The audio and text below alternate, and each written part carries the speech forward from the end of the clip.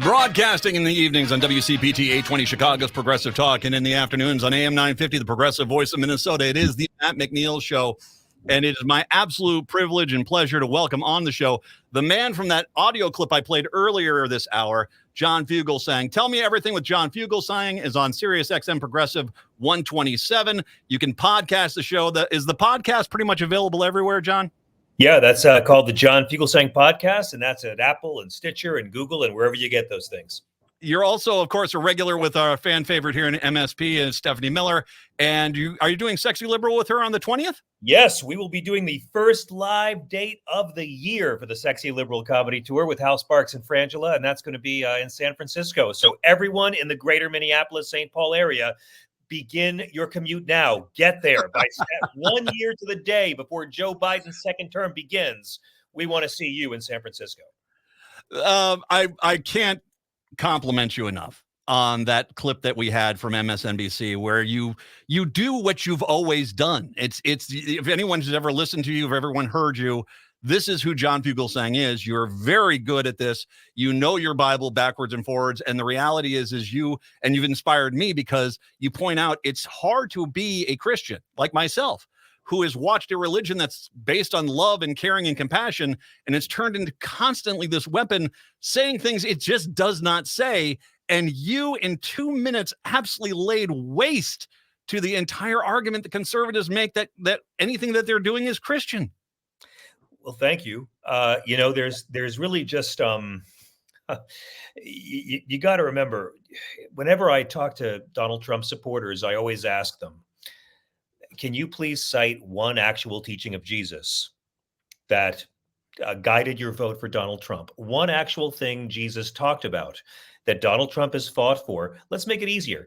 Can you give me one actual thing Jesus taught that the Republican Party has fought for this century? And Matt, I asked this question to find out how little these Christians know about that prop they wave around and pretend they've read called the Bible. Number one thing I get is abortion. The Bible's not against abortion. Sorry, I didn't write it. God states in Exodus 21 that a fetus is property and a woman's life has more value in his eye. That's not saying the Bible's pro-abortion, not saying that Jesus is pro-abortion. What I'm saying is that 2 generations of Christians now have been systemically groomed to prioritize something Jesus never talked about, punishing people who terminate pregnancies. And they prioritize that while rejecting and voting against everything Jesus actually does talk about. And the nice thing about this, Mr. O'Neill, is this goes for atheists and believers alike. Whether you're an atheist or a believer, you're going to have to deal with right-wing Christians. And they use the Bible as their camouflage. What I'm offering is the camouflage removal business, because I'm tired of it, Matt. We have to take the Bible away from these hypocrites and frauds and these flock-fleecing Pharisees. And this is something atheists and sane people of faith have to do together. You don't need to believe in every word of the Bible as absolute literal fact to use it against these Christian nationalist frauds. Well, you bring this up in regards to, when the right insists the Bible condemns LGBTQ population, and Jesus himself never did. No. And I remember the one thing I saw, there's another person who likes to talk about the truth in the Bible, and he's a TikTok guy, and I can't remember his name off the top of my head, but he says, yes, there are some places where the Bible does condemn, homosexuality, but the reality is if you're going to go with that, there are far more places in the Bible that support slavery. Now, we all nowadays say, okay, yes, that was wrong. That's good. Yeah. And if you can do that, you sure can do it for the other things, because Paul's letters to the Romans or Leviticus or anything like that, that's not Jesus, and it's clearly not in line with the teachings that Jesus put forward. Yeah, you're right. It's like this. What I say to these right-wing loved ones, and we all have that cousin, that aunt, Yes. that uncle. We all have our uncle racist and our aunt dead inside who come over at the holidays. Or that guy from high school you're still friends with on Facebook and you don't know why, that Trump guy. There is no part of the Bible that they follow or obey that says being gay is wrong. No part of the Bible that they themselves respect or follow say that being gay is wrong. Nobody follows Leviticus. right? I mean, if you believe Leviticus that you have to, you shall not lie with a man as with a man, that's an abomination. Well, that demands you stone gay men to death. I don't know if the homophobes have noticed the gay guys have been working out. They're ready for you. But also, you have to stone adulterers to death. And I'll let you guys work that out with President Trump on your own, okay? No one Yeah. follows Leviticus. You have to, it says all mankind is an abomination. Eating shellfish, Matt. Excuse me, sorry, God's punishing me for blasphemy. Shellfish is an abomination. And you're right. Romans is Paul, and Romans isn't even about gay men. And Yeah. Sodom and Gomorrah is not about consensual same sex relationships. Sodom and Gomorrah is about a mob of guys trying to gang rape a couple of angels. And if you homophobes think gang rape and consensual relations are the same thing, you're dating the wrong men. But at the end of the day, Matt, homophobia is an insult to Jesus, whether Jesus is literal fact or a myth or the original innocent brown skinned man executed by the state. You don't need to believe in the Bible as literal fact to call these frauds out. They don't follow the very book they have weaponized against people who are weaker than them. The New York Times just had a story that came on out, and it talked about evangelicals in Iowa. And it's actually, I want to talk a little bit more and unpack this a little bit, because I'm going to read one quote from the article. In 2008, over half of Republicans reported attending the church at least once a month, according to data compiled from the Cooperative Election Study at Harvard. In 2022, over half of Republicans reported attending church once a year or less. This is I Yeah, think what we're seeing is, I don't know if they leaving it because they basically feel as if they can, they own it's it, Matt. They own it. They own God. They own Jesus. They own religion. They're fundamentalists. I Mhm. mean, like the liberal and moderate Christians, the liberal and moderate Jewish people, the liberal and moderate Muslim people. You don't hear about them on the news too much, do you? You know No. why? Because they're the ones getting along with each other and making families together, working together, learning together, moving civilization along together. The liberal and moderate, boring, and sane conservative Christians, Jews, and Muslims, they're over here. But then it comes to the fundamentalists, the right wing extremes of all three religions. And that, Mr. McNeil, is where all the fun comes in, because it is always the extreme conservative religious Christians, Muslims, or Jews that are making the world so interesting for everybody else, who really deeply believe that God hates the same people they hate, and Mhm. God wants dead the same people they'd like to see dead. I always say this to my atheist friends. It's not religious people. It's the fundamentalists, and fundamentalist Muslims have more in common with fundamentalist Christians than they do with liberal Muslims. Yeah. Right-wing Christians have more in common with right-wing Muslims. They're the homophobes. They're the ones who don't like female sexuality. They're the ones who are against abortion. They're the ones who think that violence is okay if my side does it. They're the ones who think women are second-class citizens. It's no insult to the world's religions to say the more conservative your sect of a religion is, I don't care what religion it is, the more it puts down women. Mhm. That's every religion across the board. And so I'm just tired of seeing the religion of my mom and dad being prostituted by these frauds. So, and I know there's a lot of people who are really sick of it, and they're really ready to take the Bible back from these hypocrites when we're done taking the flag back from the thugs. Well, when you have these people that are avoiding church, and once again, that's once or less a year for these Yeah. evangelicals who once again always scream this. The first thing that pops into my mind is, well, if you're going to church, you're going to have to hear like the Gospel of Matthew. I mean, that comes up now and then. And Yeah. I almost wonder if what it is the teachings of them. It's clearly not based on the Bible or Christ anymore. It's based on Republican talking points. And if it Yeah. doesn't match that, this is why they're avoiding it, is because, well, there they tell me I got to feed the hungry, and I sure as heck not going to go for that. That sort That's of thing. exactly right. Matthew 25 is really important. That's where Jesus gives his marching orders, and he says he's going to gather all the individuals and nations. Matt, that's important, because our right wing Christian friends will like to tell you God says to take care of the sick and take care of the poor. Doesn't say the government should pick my pocket to do it. Doesn't say government should do that. Well, yeah, he does. Yeah. Jesus says he will judge all individuals and nations in Matthew 25 by how well they care for the poor, care for the sick, care for those in prison, and welcome the stranger.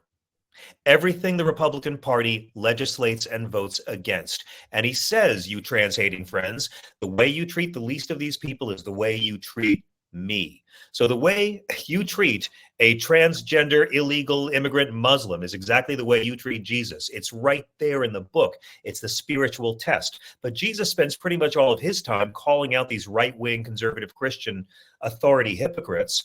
And, you know, I'm sorry, he modeled it for me, Matt. Jesus taught me the joy of calling out pious right-wing frauds.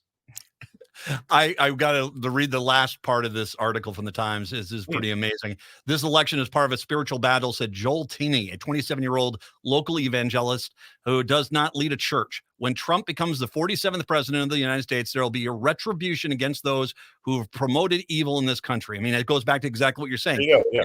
They want to come after people. And it's all Old Testament, you know? I mean, it's all vengeance. You cannot follow Jesus and dig revenge, okay? Like, the only thing Trump and Jesus have in common, Matt, they both spent a lot of time with prostitutes, and they both used ghostwriters, and that's really it.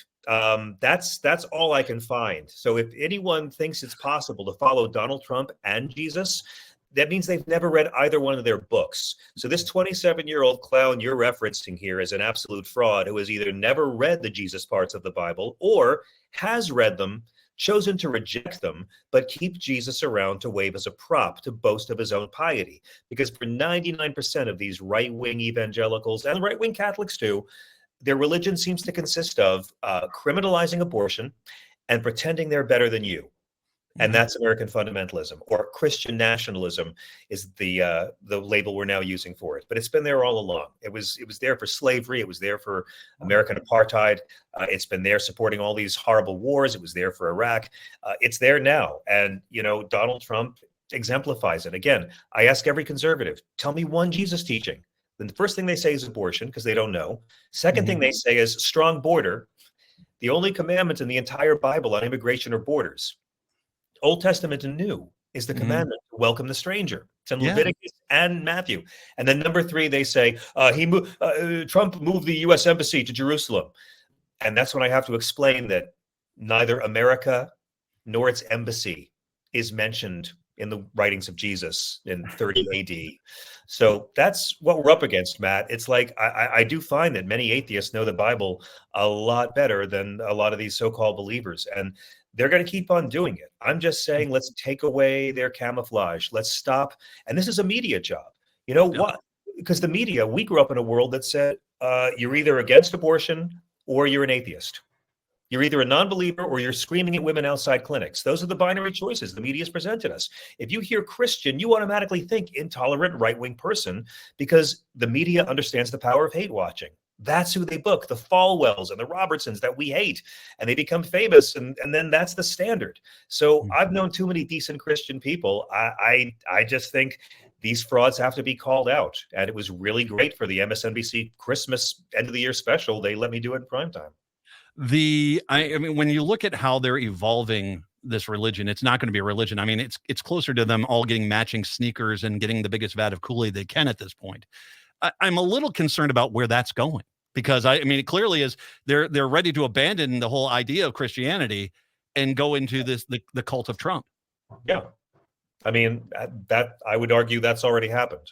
Yeah. You know, they talk a good game, but I mean, they abandoned Christianity when they voted for a guy who promised to bring back torture and turn away war refugees. And again, it's not their fault. We've been groomed in this country. When I was a kid, I was horrified because my parents always voted Democrat. They were very Catholic. We were the most religious family on the block, but they voted Democrat. And we didn't talk about abortion, but I knew my parents supported abortion rights, and I thought that meant they were going to hell, because that's all I learned from television. It wasn't until years later I actually talked to my mom and dad and then realized, oh my God, the majority of American Christians support women's reproductive freedoms and don't think women should go to jail over something the Bible never quite gets around to banning. God literally gives abortion tips for unfaithful pregnant wives in Matthew 6:5. Well, I'll tell you what, let's finish up on this in a second. We got to take a quick break. John Fugelsang joining us right now. It's the Matt McNeil Show right here on AM 950 and WCPT 820.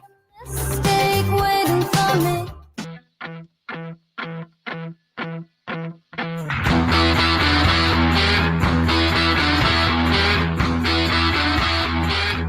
On WCPT 820 in Chicago, AM 950 in Minneapolis, St. Paul, it's the Matt McNeil Show. John Fugelsang, kind enough to join us here today. And John, piggybacking on what you said at towards the end of that last segment, which was in regards to the media and how it covers things. It is your whole video clip. There's a kind of a note there that says, look at how uncomfortable people get. And there is a validity there. There's a tendency when liberals bring up Christianity that it's, oh, whoa, we're crossing into territory we shouldn't. But yet these same news outlets consistently let conservative after conservative. Exactly right. Yeah, they spew all this stuff, and they never once call them out or just say, hey, and like I said, I understand you might not want to go out there and, get into a point you question a religion, but you can at least the Bible doesn't say that, so why are you, as a person who claims to be a Christian, saying this? It is remarkable the double standard that exists in the news media when it comes to which political party's talking about religion. Christianity propped up slavery in this country for centuries. Yes. Christianity was prostituted and mutilated to prop up slavery, and it was also used to oppose slavery. And Christianity was used to justify segregation, and it was used to oppose segregation. It was used to justify homophobia and cruelty and exclusion to transgender people. And it's being used right now, not on TV, but on the very micro local level.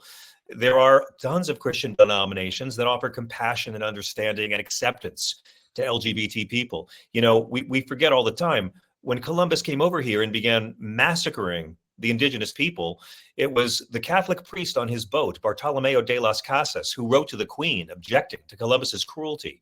The first ever act of protest in this hemisphere by a white person was a Catholic priest. So there's a long history of Christianity being the villain here, but Dr. King has proved there's an equally long history of Christianity resisting and being a leading force in that. But you don't get on TV talking about that too much because everybody getting along is boring and it's bad for capitalism. What Republicans offer is much, much better for the clicks. And look, it's not the responsibility of the media to present Christianity accurately. Their responsibility is to their shareholders to get ratings. I get it. But if you're booking Mike Pence on your show and he's talking about religious freedom, ask him, where in your Bible does Jesus drive the gay wedding cakes out of the temple? Why are these people never asked about the core tenets of this faith? They use this religion as armor. They use this religion to burnish their credentials, and most of them directly legislate against what's in the damn book.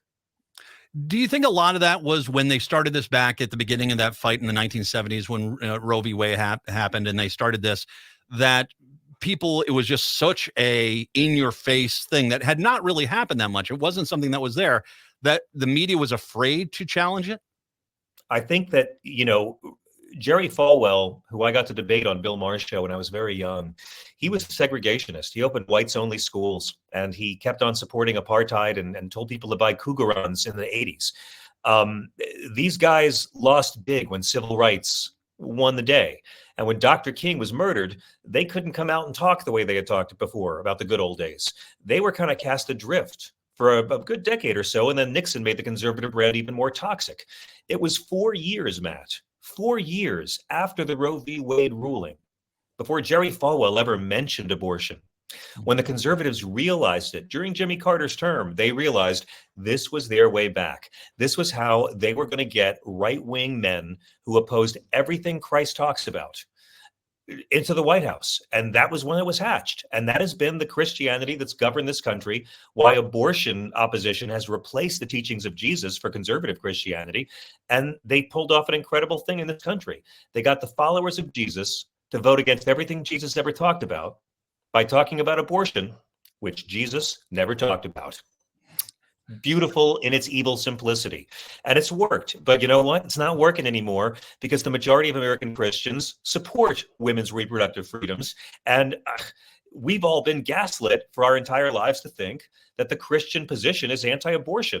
Ask a rabbi about this. The Bible's not against it. Jesus is against the death penalty, Mr. McNeil. And I've come to believe that if these right-wing Christians, if they're going to try to criminalize abortion because they're so Christian, but they support the death penalty, which Jesus actually opposed, the rest of us are obliged to not take their claims of Christianity seriously ever again. Amen to that. And by the way, my favorite priest right now, Franciscan too. So, yeah, Oh, yeah? Right on. it's very solid. Are you going to get invited on? Do you think have you gotten more invites to come out into media, or is it going to be one of those things where, okay, we don't want that guy on because he speaks the truth too much? Oh, you know how it works. It's a game, and I took a few years off. I used to do it a lot, and then I took a few years off from doing a lot of media. But I began last year doing Stephanie Rule's show a few times, and I've done News Nation a few times, and I do like Joy Reid's show and stuff now and then. But no, what I talk about is third rail stuff. It scares a lot of people. The folks on the panel with me, I think there's been some misstatements about how they were. They were all groovy and cool and very supportive. But a lot of people get freaked out when you talk about this.